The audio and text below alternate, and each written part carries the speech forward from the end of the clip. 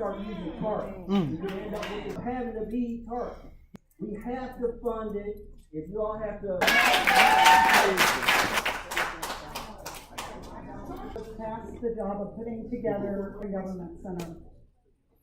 One side favors a plan moving to the other surrounding communities. That the eyesore that is public land and property. A private developer in garage and office tower plan. The urban government center is our land.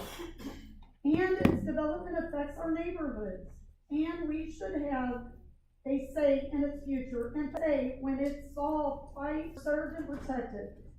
In open meetings where in general are things to be saved, rehab, the scale of the existing community relied on this input. The CBA committee arrived at its conclusion simply allowed the neighborhood representative team.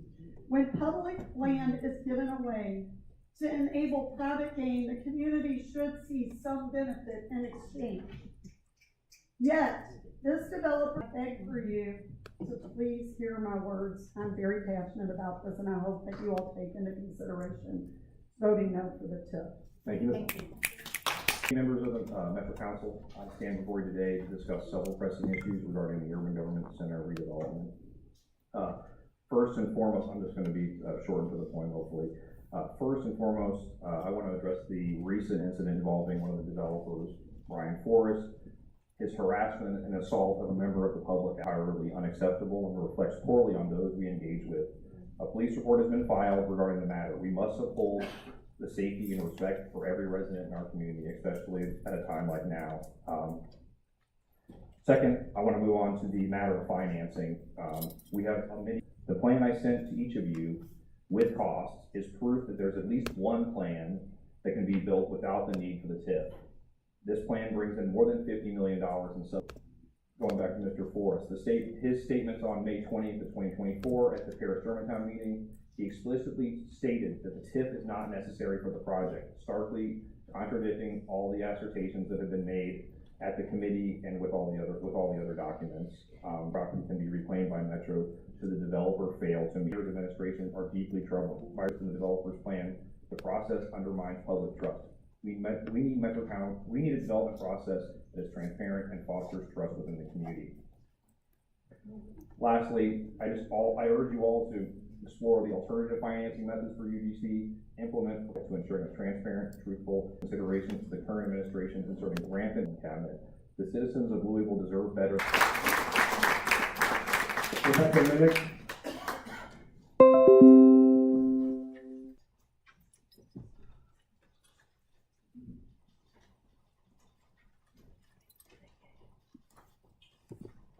Thank you. Germantown. Sitting on my couch and looking out the window, I see the buildings of the Urban Government Center. Louisville is a wonderful city. We're facing problems like, in particular, our urban neighborhoods are affected. My neighbors have consistently asked for affordable housing and more green space for $1. 11 acres of land not prone to flooding, along transit lines, close to downtown, and surrounded by neighborhoods that are thriving. This opportunity is gone. It will never be, such as disposing of the hazardous waste on the property. Why we haven't been able to come through and to tell the mayor's administration, maybe. I feel like the concerns of our neighborhoods are all.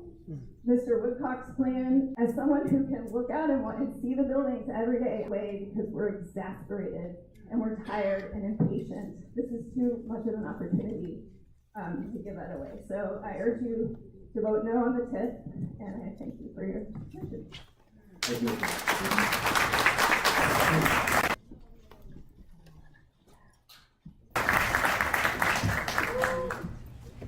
I'm Nancy Cavalcante, a constituent of this.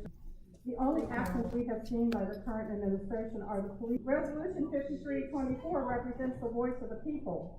We are asked to forget and move on. We are continuously told that the administration, LMPD, and the DOJ are the answer to the change. But the corruption continues to go unaddressed. We are tired of empty words and counterintuitive acts, the lack of response, and the excuses for what is happening. Now is the time for you, the Metro Council, to advocate for the citizens. Where is the accountability and the policing in Louisville has been that police must have a say in the function of it's imperative that the police are accountable to these communities. The DOJ findings point to failures of the administration and not just LMPD. They have adopted practices which include new ways of partial information about community observers being in the FOP-CBA negotiations, when in fact the mayor has the authority to appoint anyone he wants to his negotiation team, which can include observers. We were told that they could ask the FOP, but was implied they have not. Then we were told that the FOP was not been amenable to having observers. We wonder why they've not been asked negotiations. It's time for the largest stakeholders to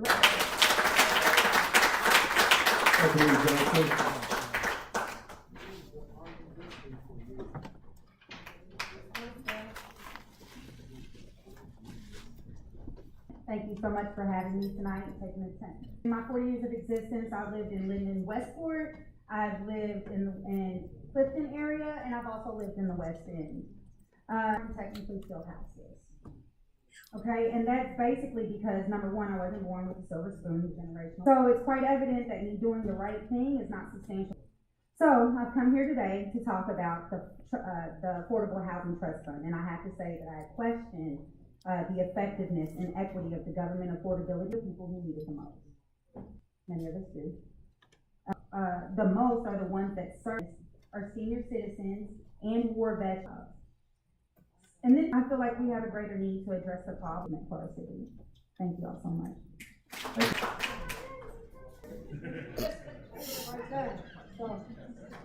My name is Shonda Lee. I live in District 14, but I've lived in the West End my whole entire life. But that y'all already know. Y'all know what's going on because y'all part of what's going on. That wasn't even in my speech, and I hope I can get what I have time. It's been said that certain districts don't know if their constituents approve of the people's consent decree resolution.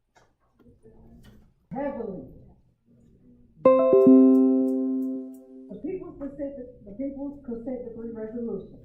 Recap from last week when I spoke. I'm just saying because I've spoken in meetings before, at these meetings before, about certain issues over and over again, and we, the community, the constituents, if y'all will.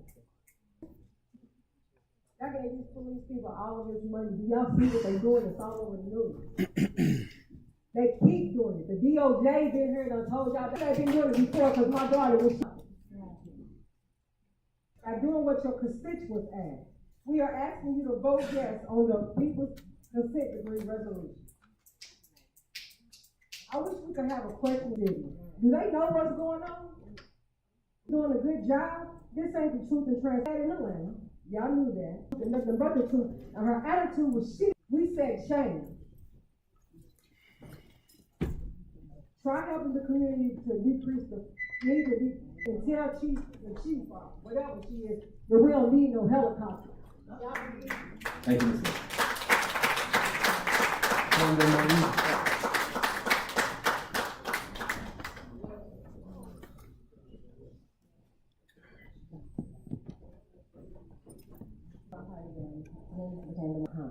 We're still behind. I've experienced harassment, retaliation, adjustment of documents and regulations, and child support. I cannot receive any direction that they place me in, and I would like to see some kind of results for the theft of property, because it's even out of my district, amongst the government. They're stating that they will do certain things and procedures supposed to work. I've never seen one of your policies and procedures work. Resolved from my home, the harasser from the city. That's my time. Thank you, Ms. Martin. That concludes the address of the council, Mr. President. Thank you. Next, we have approval of the following committee minutes: on the 2020 Recreations Committee, June 11th, Regular Public Works Committee, Housing and Health and Education Committee, June 12th, Arts and Sustainability, Regular Committee on Committees, June 18th.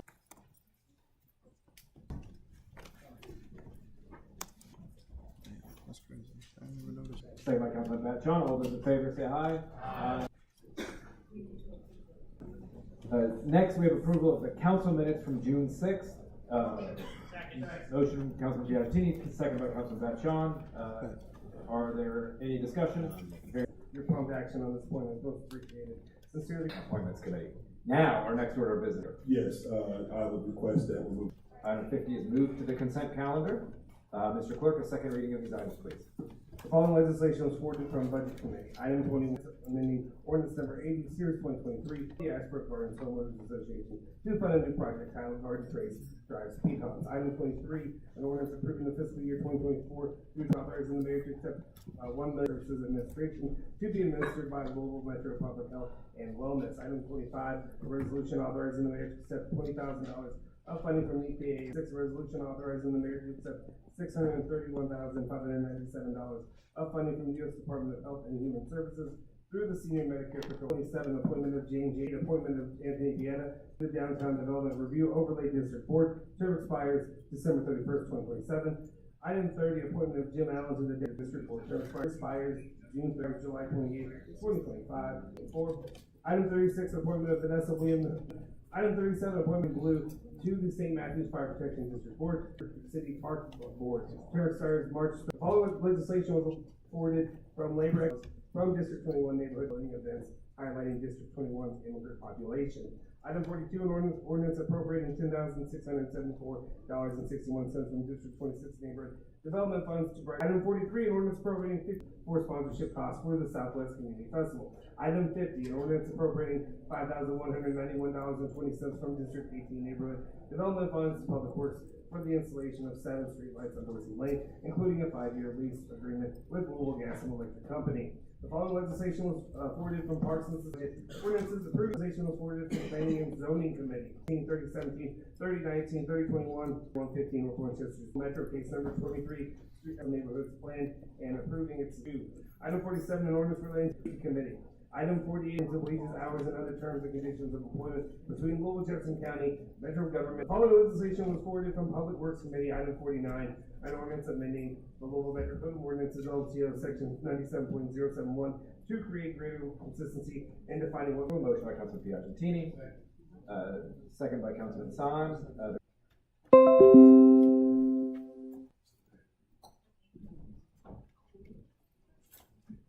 Councilwoman Hawkins. Councilwoman Reed.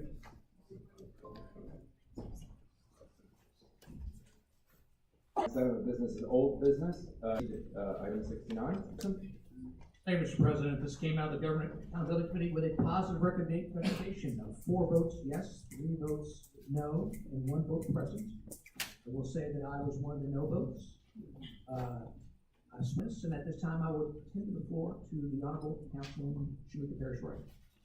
Councilman Parrish-Wright. I went through the proper process with sitting in Erie County attorney. This is legal. Some feel that this is rubbing salt in wounds that we all know that haven't healed. And to me, there's no way to heal if you haven't had a formal acknowledgement of what has happened by this body, which is a public good. It's not is a threat to this council, and because this is not Shamika's resolution, this is the people, and that consent decree process can take years. We have formally acknowledged, and that consent decree process can take years. We have formally acknowledged, and it's on the LMPD website, the History of Policing report, which they have obviously signed by hundreds and hundreds of Louisville districts, more than 100 fund the police, and you can hold. I didn't put that in there. This is nothing about me, and it's not a personal vendetta. And the last thing I'll say, I want to clear the air in the room. People think that I'm using this seat to run for mayor. I have not made a decision to run for mayor again. But what I will say is that I'm here because the people been showing up. And you're not here to intimidate my colleagues. And our police department is in the news for LMPD workplace. They have all the brought to me. One said the tenets of it. These things, something about the negotiations. The people have, it won't happen, but that does not mean doctors, of lawyers, of judges, of police officers who still reach out to me about the injustices they're dealing with within the system. I have not made any. I'm asking you to listen to the people and honor their voice. These are their voices, their words. And you all know that no matter what this language says, no matter what amendments we come up with, many of you have already. Thank you for your leadership. So I'm looking at a whole bunch of videos of some of his interviews, and one of my favorites is when he was asked by a reporter if the civil rights. And Malcolm said, and take it out 6, that's not progress. Even if you take the knife all the way out, that's not progress. It's only once you begin to heal the wound do we start to see progress. In this city, to heal the wound, struggle. This resolution is acknowledging the knife, giving us direction on how to pull it. So because of that, I'm a yes vote. And Mr. President, to understand what injustice is. Oklahoma known the worst massacre, and I will not ever stand accused of not protecting or supporting my people.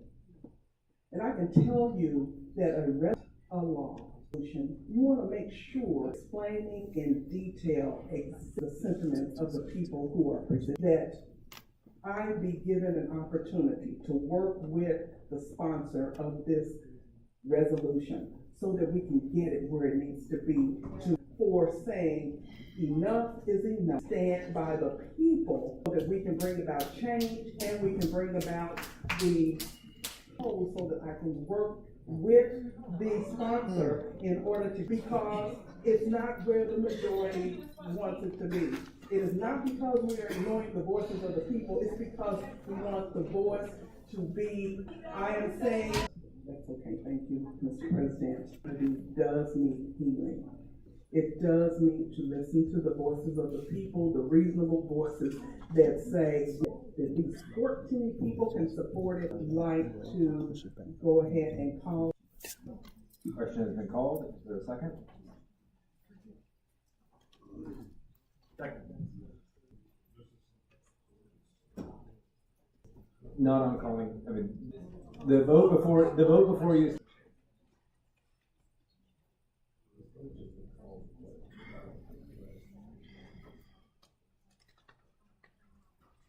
Correct. Just.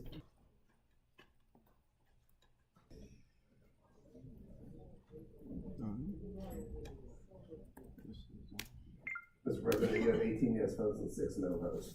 Question. Vote yes. Don't forget, right, we're watching.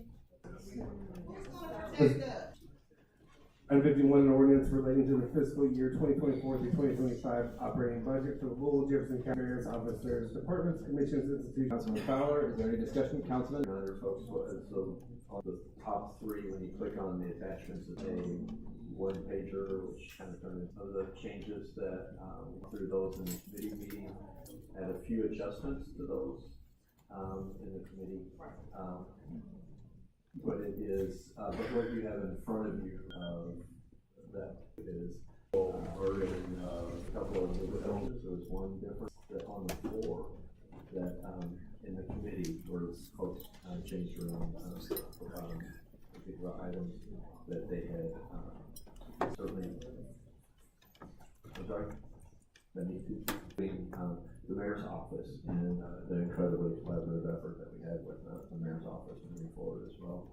And recommend that we vote for yes vote on this as well as the capital budget control. Thank you. Thank you, Councilman Blackwell. Councilman Arthur? We're voting on the Budget, correct?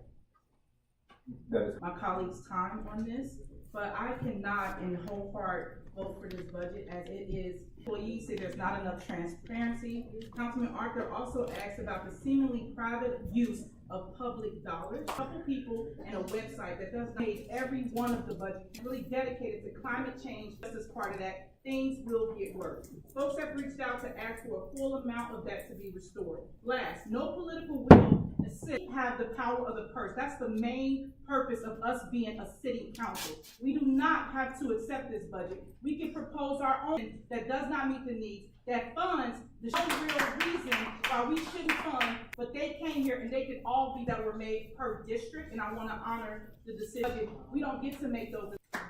Thank you, Councilman Pierce, right? Colleagues, seeing no one else in queue?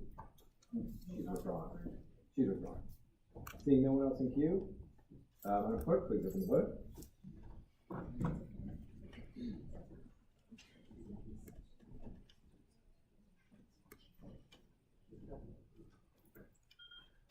Mr. President, you have 22 yes, 1. Item 52, an ordinance relating to the fiscal year 2024 through 2020 county and other Louisville Metro Sport activities as amended, read in full. Motion by Councilman Sines, second by Councilman Piagentini. The item has been properly moved and seconded. Is there any discussion? Councilman Blackwell. Picture summary. Again, asking for yes vote. Thank you. Is there any further discussion? Hearing none, this is an order. When people engage in that budget process, engage in it with Thank you, Council. Vote. Mr. Clerk, please open the voting.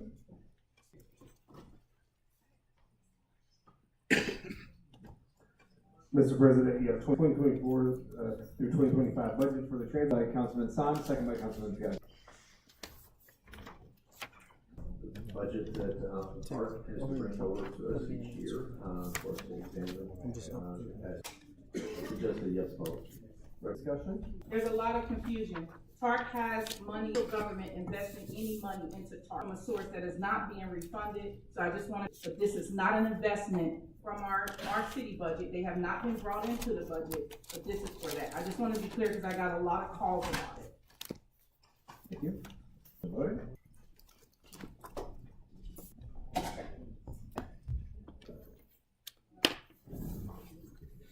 Mr. President, you have 22 yes votes and 1. 55 is a request for reconsideration. Motion by Councilman Piagentini. Mr. Clerk, reading of item 55. Item 55, an ordinance, or for reconsideration, an ordinance appropriating $15,548 from neighborhood development funds in the following manner: $3,588 from District 21 and $2,392 each from District 3, 4, 12, and 18 units for low-income residents of Garrison County as